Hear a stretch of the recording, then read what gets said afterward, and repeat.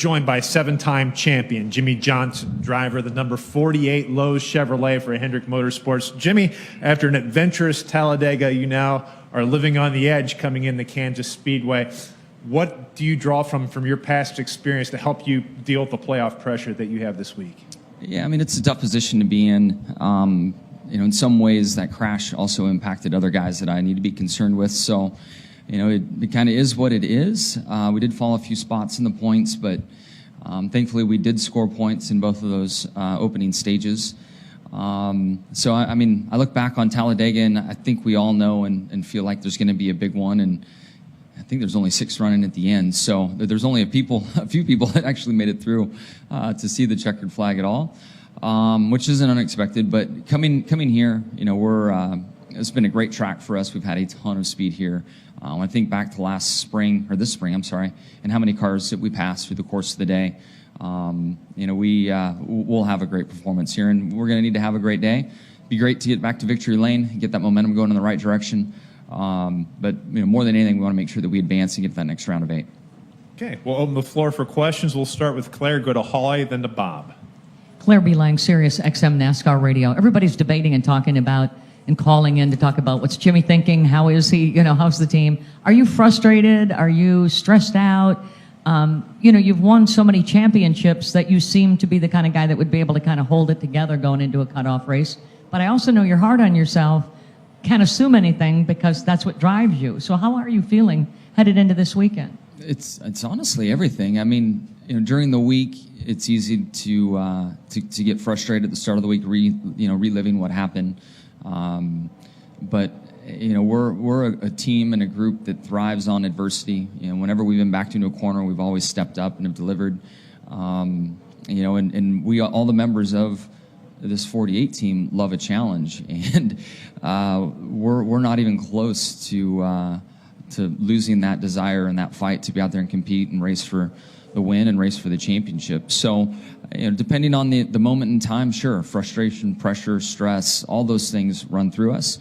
But that's part of pro sports, and the position I'm in, chasing my 8th championship, and the desire I have to be competitive week in and week out and be part of that Final Four. The same for my team. It's as high as it's ever been. We really want to be there. It's been a tough year in some respects. The speed department's been a little tough on us. I think we've been frustrated through the summer months, and that yielded poor results. And we really seem to be on the right track here the last few weeks in running competitive and collecting points, which is important. We'll go to Holly, then to Bob, then to Lee, then to Reed. Holly Kane, NASCAR.com. I'm wondering if you could just address, there's several champions here on that cutoff with you and Kyle Busch needing to get in and Matt Kenseth trying to get in, and you're all fairly close in points. If you could just talk about that dynamic. This is a very talented, accomplished group that is on the verge and really needs to, have a great weekend. Yeah, it really is challenging. And then you think of this track and the speed that the Gibbs cars have had. It's been a great track for Matt and Kyle both. I could go out there and put myself in a nice position in the points and maintain this 8th place on the bubble, and Matt or Kyle wins and shifts that whole thing down. So it's going to be a challenging weekend. We need to hit the track with the mindset of winning, largely because the two, speaking of Matt and Kyle, those guys are both capable of winning here and shifting the points all around. Bob Parker, ESPN. Throughout this elimination format, you've had Dover where you piece breaks and you're out. You win at Homestead when maybe you're not the best car. Is there any less pressure now than when this format was first introduced because of maybe you have more of a sense of the roll of the dice aspect, or just, you can only do so much in 3 races? Yeah, it is much more circumstantial now than before, when you had a 10-race chase to worry about, or the entire season. There was a different flow to it. Now it's, you've got to stay alive and move to the next round. And then within that round of races or Homestead itself, there's just so much that can change. It's all circumstances. So, I think that gives us some optimism. We haven't had the exact year that we've wanted. The 78 has really kind of been in control of the year, and I think we're all jealous of the situation those guys are in. But I keep telling myself, what happened last year. We have to make the Final Four, and then in Homestead, who knows what will happen in that race, and last year's proof of that. Lee, go ahead. LeeSpencerMotorsport.com. You joke about, taking the kids to lunch the other day from the racetrack or Hendrick or wherever you guys were. But that being said, after seeing the direction that Toyota took by really beefing up their recruitment process and getting these drivers ready, did Hendrick kind of feel they were put in a situation where they really had to start thinking about the future and what that roster might look like? I haven't heard or seen a concerted effort on that front. When I think of, or any conversations I've been a part of, on that front, we kind of thought Dale would still be here, and then he made his announcement midway through the year. So it's not the focus of the team, and we have watched the Gibbs guys develop crew members and drivers. Even look at Kyle's race team that he owns and how he's been able to identify and find these young guys and bring them along, which is very impressive kind of focus that whole group has, and I think it's benefited them really well. Hendrick Motorsports has had a driver development program in years past, and it just didn't work out as we had hoped, and took a lot more time and effort than we were really able to give. The Junior Motorsports relationship for us has kind of helped fill that to a certain degree, but I think that Gibbs/Toyota, and I don't exactly know who's largely responsible for it, but the combination of their focus there, it's impressive what they've done. Like it or not, they've done a really nice job with it. We're in a position, I think, where it's just circumstances and young guys are surrounding me. Chase has been on an arc to move in through our JRM system. Alex now called up, and then the opportunity to put William in. So we have some young guys, and I think what I was trying to get to in the beginning of my long-winded comment here was Rick has always been very good at finding young talent. You look through the years, and he's been able to do it. So I think Rick enjoys the process of finding one person, but setting up the full development program has been something that he's not overly excited to do and has spent a lot of time on. Yep. Reed, go ahead. Reed Spencer with NASCAR Wire Service. Throughout the elimination playoffs so far this year, we've seen that stage points are very important, and they have actually carried people forward who wouldn't otherwise be there. Qualifying well, as Kyle and Martin Truex have shown, certainly helps you get stage points. Have you got anything special planned for qualifying emphasis this week? And if not, do you think you're going to have to use strategy to try to get some stage points, given the fact that Kyle's the guy behind you? Yeah, strategy's tough to put into place when you have these short segments that we do. So it really does fall back on qualifying, and it hasn't been a strong suit of mine, and over the last couple of years it's slipped even more. This year we knew before the season ever started that the importance for qualifying well is going to ratchet up and be 2 to 3 times more important, essentially. Even with all that awareness and the thought process and attempts to raise our qualifying performance, we haven't yet.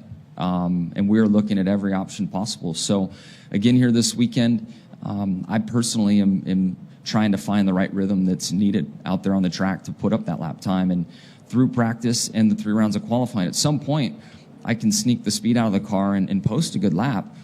And for whatever reason, trying to back that up or do it lap after lap, just haven't been able to pull that off. If it's track conditions changing, over adjusting, over driving, whatever it might be, there really isn't a clear answer. So we've spent a lot of time focusing on it, and we're almost to a point now where we overthought it. Are we slowing ourselves down from overthinking it in some regards? So we're aware and trying hard, and have been trying hard to get that right. Hopefully we get it. It's going to be really important to get it. Jerry, go ahead. Jerry Jordan, KickingTheTires.net, Performance Racing Network. Jimmie, past couple of weeks have been kind of interesting on the pit road for you. But usually your pit crew or your spotter with what happened last week. Does any of that happen to bother you at all coming into this week, being a cutoff race? Do you know what kind of discussion Chad had with the crew going ahead of the game here? Yeah, I mean, there's lessons learned in everything, and when I think of the Charlotte pit stop itself, and I think of Talladega and the mistake there that Earl made, and really all mistakes come from guys trying as hard as they can. And I personally have sympathy for that. You know, I mean, the guys are just trying to do the best job they can, and everybody makes mistakes. I mean, I make plenty of them, and I think Fridays show that on a regular basis. So it's hard for me to jump on somebody over that. You know, what I ask of myself is to learn from those lessons and try not to repeat them, and I know that, you know, my teammates do the same thing. So, you know, last week at Talladega, there's definitely a lesson in that, and just to make light of it a little bit, you know, the process of the flag being withdrawn and the lead-in and NASCAR's communication to the teams to start engines and all that. I think we took for granted how fast our crew members are, and that they were so queued up and ready, and literally in, it seemed like 3 seconds time, maybe even less. I mean, gosh, it was actually less. The lug nuts are off and we're in trouble. We're in violation. Like, it just happened so fast, and it came from a good place. Unfortunately, it was a mistake, and we'll try to clean that up. But you know, it came from a good place. We'll go to Dustin in the middle. Dustin Long, NBC Sports. A couple things. One, obviously, you've said in the past that these tracks in the playoffs all set up very well for you, and you've won at least one race every year in the Chase playoff format.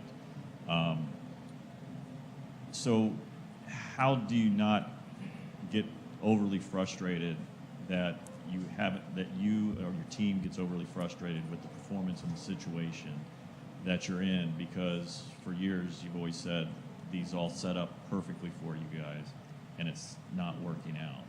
And my second question is, yeah, I know you talked about the importance of qualifying.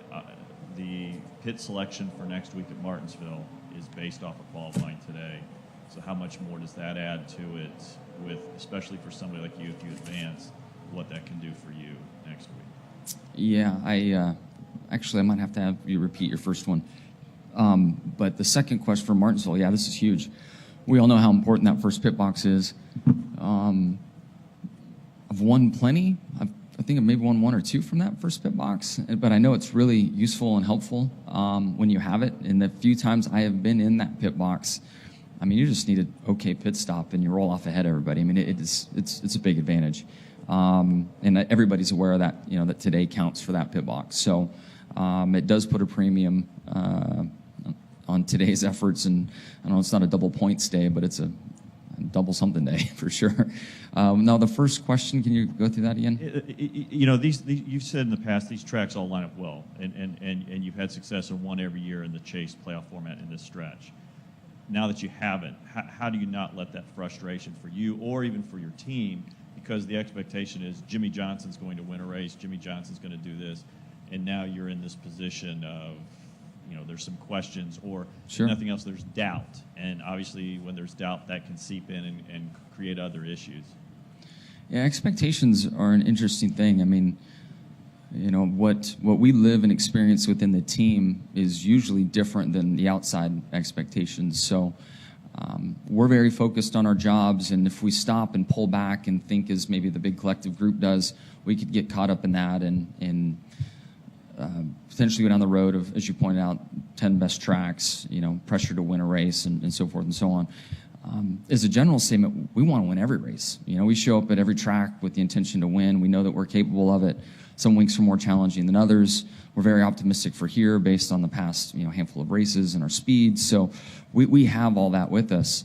You know, but at the same time, as that, you know, talking about those things, as that all goes on, your, you know, the topic of doubt, the topic of, you know, the psychology between the team and the driver and the race weekend itself, we usually spend the majority of our days and weeks doubting what we do. I mean, that just kind of comes with the territory. We're always experimenting with new setups in the cars. So, you know, in some ways, the season kind of goes by quickly, and you're like, dang, I haven't won, you know, myself, I haven't won since Dover.